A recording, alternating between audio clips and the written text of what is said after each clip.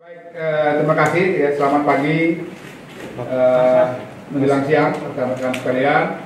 Salam sehat, salam sejahtera bagi kita semua ya.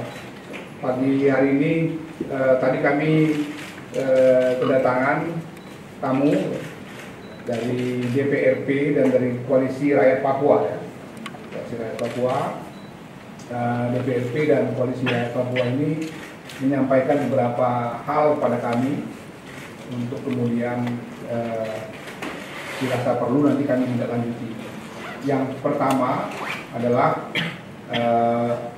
mengenai tindak lanjut penegakan hukum atas kasus mutilasi yang tempo hari juga Komnas HAM sudah konferensi pers di sini. Kemudian ada satu lagi kasus yang terjadi di MAPI yang juga sekarang sedang dalam proses hukum. Kemudian yang ketiga ini terkait dengan permintaan tokoh-tokoh masyarakat Papua berkaitan dengan hak-hak kemanusiaan dari Gubernur Lukas NMB yang sekarang dalam proses hukum dengan KPK. Dan tiga hal ini tadi disampaikan kepada kami. Kami juga berdiskusi cukup panjang. Kerangka besar yang disampaikan oleh Komnas HAM adalah pertama, kami selalu mendorong proses dialog damai di Papua, sebagaimana juga pernah kami sampaikan di sini. Inilah satu-satunya jalan bagi kita semua, terutama bagi rakyat Papua, supaya bisa menikmati satu perasaan aman, nyaman, dan tentu saja lebih jauh bisa dengan jalan damai itu diperoleh satu kesejahteraan, keadilan, dan kemakmuran buat semua orang. Tapi yang tidak kalah pentingnya, sebenarnya dialog damai itu kami masukkan adalah untuk mencegah terjadinya atau berulangnya peristiwa-peristiwa kekerasan di Papua. Itu yang tadi kami sampaikan dalam kerangkanya. Untuk yang dua hal terkait kasus mutilasi dan kasus kekerasan yang menimbulkan kematian di MAPI, itu juga tadi kami jawab bahwa sudah ditindaklanjuti oleh Komnas HAM. Untuk mutilasi, penyelidikan kami belum final, meskipun bagaimana dalam konferensi pers kami tempo hari kami sudah sampaikan ada beberapa temuan-temuan yang akan kami tindak lanjuti dan akan kami dorong supaya terjadi satu pengadilan yang lebih fair yang kita sebut sebagai pengadilan koneksitas di Mimika. Itu permintaan kita. Nanti kita akan sampaikan pada pemerintah, terutama kepada pihak Panglima TNI, Kapolri dan juga seluruh jajarannya. Nah, yang tadi berkaitan dengan kasus Pak Lukas NMB, Komnas HAM menyampaikan satu pesan kuat bahwa tentu saja kami sebagai lembaga negara di bidang hak asasi manusia harus menghormati proses hukum yang berjalan, tapi tentu dimungkinkan juga untuk memperhatikan aspek-aspek hak kemanusiaan, hak kesehatan dari seseorang yang sedang berproses hukum. Kami akan mendiskusikan, mendialogkan hal tersebut dengan para pihak yang mengurusi proses hukumnya Pak Lukas NMB ini. Mudah-mudahan nanti ada satu solusi dalam hal kemanusiaan tadi. Tetapi dalam proses hukum, Komnas HAM tentu saja tidak bisa mencampuri lebih jauh, karena itu merupakan ranah dari lembaga lain yang juga lembaga negara yang harus kami hormati. Kurang lebih itu tadi poin-poinnya. Kami sekarang persilahkan kepada Pak John dan beberapa rekan-rekan dari Papua yang datang pada pagi hari ini menyampaikan aspirasinya. Kita diserahkan aspirasi resmi dari Dewan dari Koalisi Rakyat Papua dan juga dari DPRP, Dewan Perwakilan Rakyat Papua, yang dipimpin oleh Pak John tadi. Ya sebetulnya sudah sering sekali Pak menyampaikan berbagai aspirasi-aspirasi.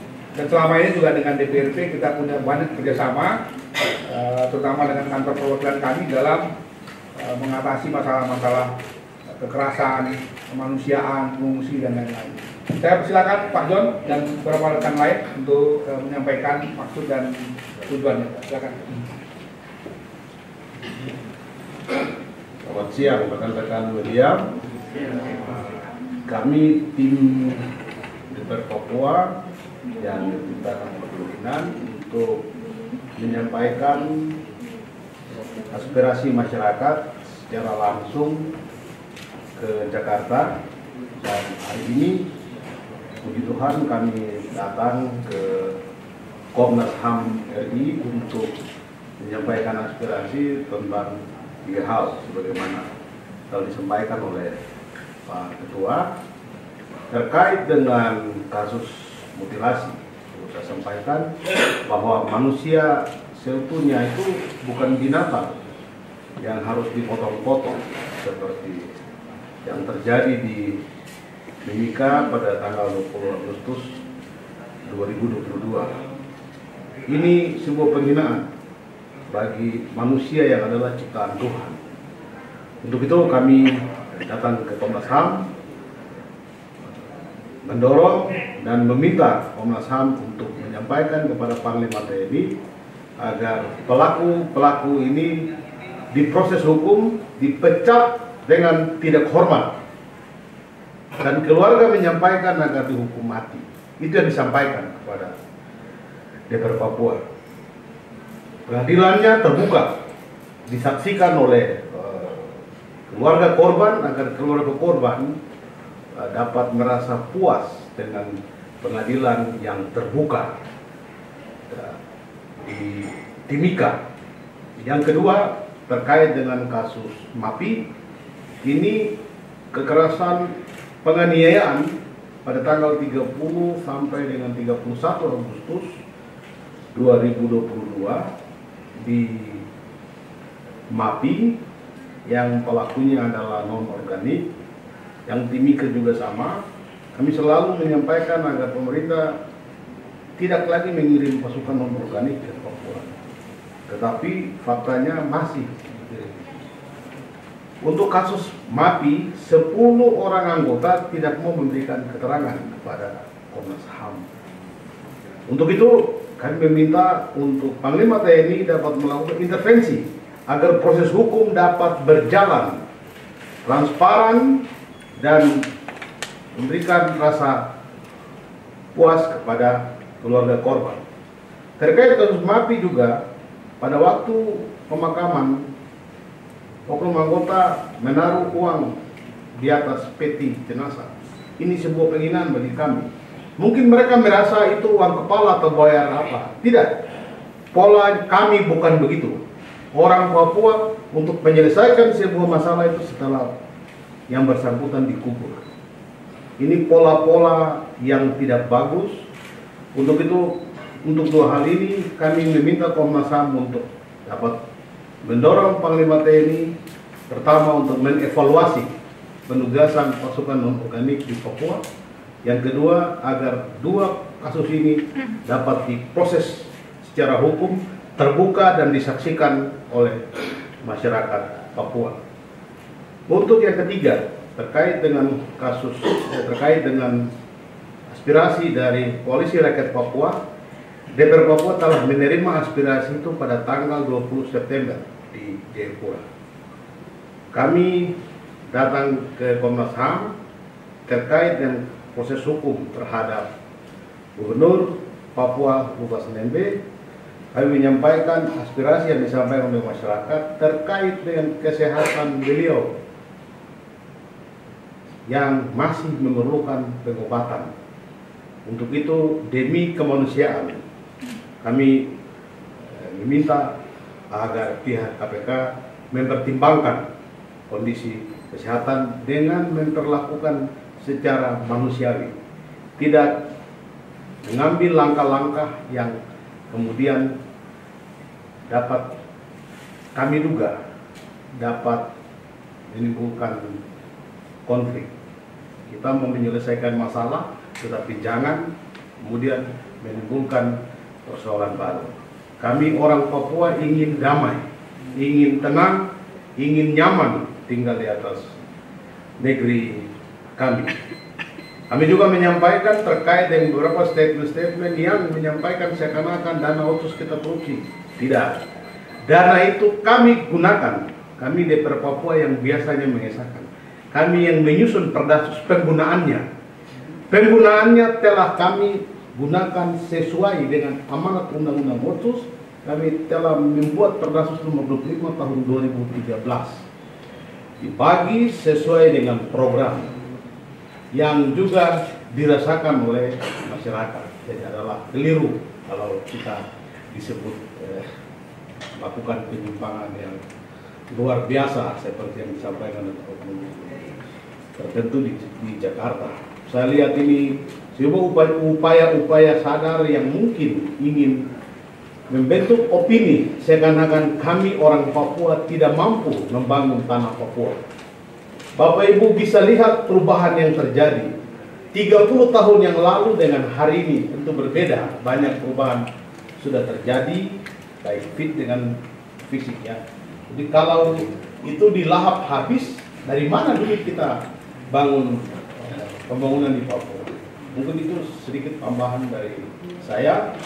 Nanti ini ada, kami datang dengan masyarakat yang menyampaikan aspirasi kepada kami, biarlah mereka sendiri menyampaikan kepada saudara-saudara apa yang menjadi harapan mereka terkait dengan poin yang ketiga. Silakan. Ya, terima kasih. Pertama-tama kami berikan apresiasi untuk Komnas HAM RI, Ketua dan Komisioner yang telah menerima kami dari Provinsi Papua. Dalam hal ini kami selaku penanggung jawab Ketua Koalisi Rakyat Papua, SEP Gubernur Papua, SEP Tanah Papua, dan SEP Gubernur Papua. Berkaitan dengan kehadiran kami di kantor Komnas RI, yang pertama berkaitan dengan penetapan Gubernur Provinsi Papua tanggal 5 oleh KPK RI berkaitan dengan proses hukum Bapak Gubernur Provinsi Papua. Kami hadir di kantor Komnas RI. Yang pertama, kami ingin menyampaikan mengapa alasan dari masyarakat Papua melaksanakan demo pada tanggal 20 September tahun 2022. Yaitu di Kota Jayapura bertempat di kantor DPR Provinsi Papua. Alasan masyarakat Papua yang tergabung dalam Koalisi Rakyat Papua, SEP Gubernur Papua, yang pertama, masyarakat Papua memiliki dua catatan yang dimana penanganan berapa kasus yang menurut KPK itu ada indikasi atau temuan korupsi. Namun di tahun 2017-2018 itu OTT atau tangkap tangan yang dilakukan oleh KPK di Hotel Borobudur itu tidak ditemukan bahwa Pak Gub ada ditemukan melakukan prosesi atau OTT tangkap tangan. Itu akhirnya hanya 2 petugas KPK yang dibawa ke Polda Metro oleh Gubernur Papua pada saat itu. Dan yang kedua yaitu berkaitan dengan kasus yang sama juga. Tapi hari itu tanggal 2018 itu masyarakat melakukan demo besar-besaran sehingga Pak Gubernur tidak ditetapkan, yaitu karena ada praduga prasangka sehingga beliau dilepaskan. Dan ketiga tanggal 5 September 2022 yaitu Pak Gubernur ditetapkan atas 1M yang beliau kirim atau dikirim oleh atas nama Tono ke rekening pribadi beliau, dan itu uang pribadi beliau yang disampaikan, dan disitulah KPK menampakkan bahwa ada temuan gratifikasi. Sehingga dengan belajar dari pengalaman yang KPK menetapkan Pak Gub lepas, ini menjadi satu catatan rekam jejak masyarakat terhadap kinerja dari KPK sendiri. Sehingga kami datang ke Komnas RI, kami ingin menyampaikan rekomendasikan kepada Komnas RI sebagai lembaga independen yang bekerja tentang memenuhi dan memperlakukan seluruh masyarakat untuk dapat menyampaikan pendapat, hak demokrasi, dan juga bisa memenuhi hak hidup dan hak kesehatan. Sehingga masyarakat Papua melihat kondisi Bapak Gubernur saat ini, kondisi beliau lagi kurang sehat dan kondisi beliau lagi dalam penanganan yang serius karena beliau telah melakukan pengobatan baik di Singapura, di Malaysia, dan juga di Provinsi Papua. Sehingga lewat konferensi pers, lewat Direktur Rumah Sakit Dok 2 menyampaikan bahwa beliau dalam kondisi yang tidak sehat. Sehingga kami dari Koalisi Rakyat Papua, kami datang ke Komnas RI untuk menyampaikan, merekomendasikan kepada Komnas RI untuk dapat bertemu dengan Bapak Gubernur Provinsi Papua, sehingga berdialog dengan beliau bersama keluarga, mengetahui kondisi terakhir beliau, sehingga bisa memberikan dialog kepada KPK dan juga menyampaikan kepada Presiden, karena status beliau hari ini beliau sebagai Gubernur Provinsi Papua, sehingga dapat juga memberikan terang-terangan kepada KPK dalam proses hukum, tapi tidak mengabaikan kondisi kemanusiaan, yaitu kondisi kesehatan Gubernur hari ini.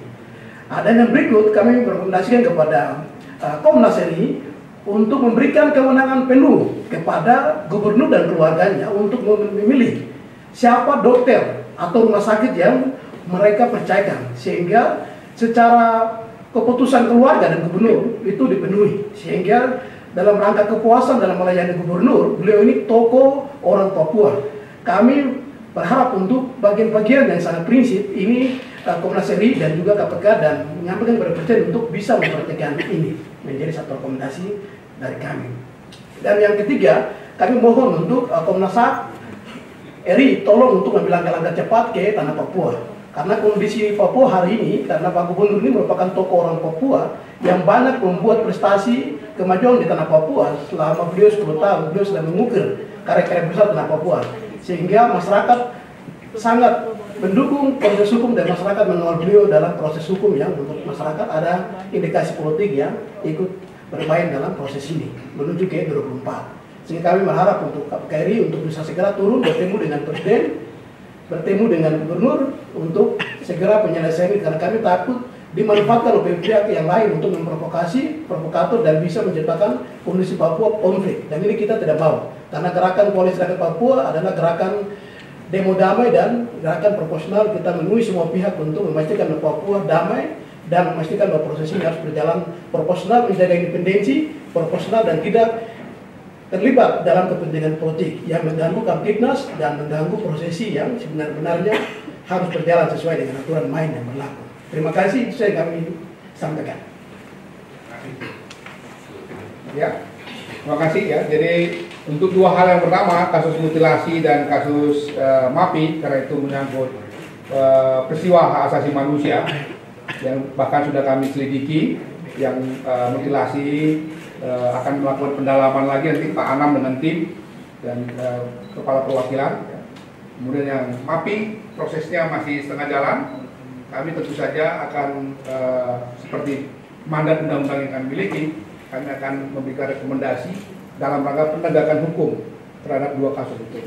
Sementara untuk yang aspirasi dari Koalisi Rakyat Papua dan DPRP terkait dengan Bapak Gubernur Lukas NMB, sebagaimana saya katakan, Komnas tidak mungkin bisa mencampuri proses hukum karena itu adalah ranah yang terpisah dari ranah Komnas HAM. Tapi tentu saja ada aspek-aspek atau dimensi-dimensi kemanusiaan yang sangat mungkin kami akan coba bicarakan dengan berbagai pihak di Jakarta, pemerintah, KPK maupun juga dengan nanti tokoh-tokoh masyarakat Papua. Tujuannya satu, supaya penegakan hukum berjalan dengan baik, tetapi juga tidak ada satu situasi yang kemudian sangat mengkhawatirkan. Ya. Kita semua menginginkan ada satu situasi yang kondusif di Papua. Papua ini satu tanah yang harus kita jaga perdamaiannya, situasi keamanannya, supaya semua orang, siapapun yang ada di sana, terutama rakyat Papua, bisa bekerja dengan baik. Itu salah satu misi kami nanti dalam rangka mendiskusikan itu dengan para pihak. Walaupun tentu saja tadi saya katakan yang punya ranah dalam penegakan hukum itu tentu saja lembaga lain bukan Komnas HAM, sehingga kami hanya bisa memberikan masukan-masukan dalam aspek-aspek kemanusiaan yang kami kira mesti menjadi bagian terkait dari hak asasi manusia. Saya kira demikian. Sekali lagi ya, kami ucapkan terima kasih atas kehadiran tokoh-tokoh kita dari Papua yang jauh-jauh datang menyampaikan harapannya, aspirasinya. Beliau-beliau ini tokoh-tokoh yang sangat disegani di tanah Papua. Jadi yang datang hanya beberapa orang, tapi sebetulnya merupakan pembawa aspirasi dari banyak orang di Papua. Kita tahu semua itu, dan selama ini juga kami banyak sekali dibantu dalam rangka penegakan hukum, penegakan hak asasi manusia di Papua. Saya kira demikian. Saya akhiri, sekali lagi terima kasih kepada rekan-rekan media yang sudah bersedia hadir. Mudah-mudahan isu-isu mengenai Papua ini bisa menjadi perhatian kita di nasional. Jangan tertutupi oleh isu-isu yang lain, karena masalah Papua ini sangat serius. Menjadi perhatian tidak saja di tingkat Papua, tapi juga di tingkat nasional, jangan lupa di tingkat internasional selalu juga menjadi perhatian. Jadi mohon teman-teman media juga memberikan atensi kepada isu-isu Papua ini. Tujuannya satu, bagaimana kita bisa menegakkan kedamaian, keadilan, kesejahteraan buat saudara-saudara kita di Papua. Sehingga kita semua bisa merasakan satu kesatuan bahwa kita adalah anak negeri Republik Indonesia ini. Itu yang kita harapkan bersama, sehingga perhatian media untuk selalu memberikan perhatian-perhatian mengenai masalah-masalah Papua ini sangat kami harapkan. Karena seringkali Bapak-Bapak berita Papua sangat serius, tapi mungkin di sini tidak mendapatkan porsi yang cukup, sehingga masyarakat banyak nggak tahu apa yang sebenarnya terjadi di Papua. Tapi sekali lagi, tokoh-tokoh kita ini datang dalam rangka menjaga perdamaian di Papua. Terima kasih sekali lagi Bapak-Bapak dan juga rekan-rekan media.